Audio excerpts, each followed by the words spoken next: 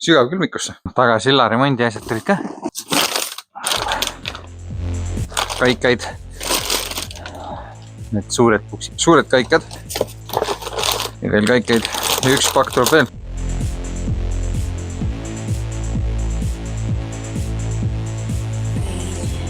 Ma arvan, et iga vana auto silla remondil on kaks põhiasja. Esimeseks Voltex ja traatari.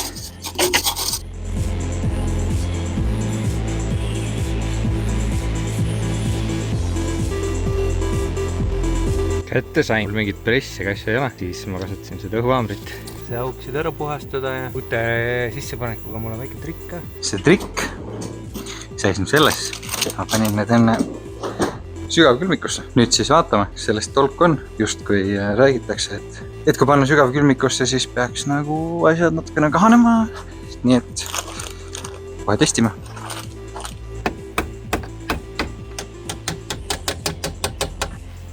Sain need suured tagasilla puksid sisse jõuga. Nüüd saab hakata silla kokku tagasi panema.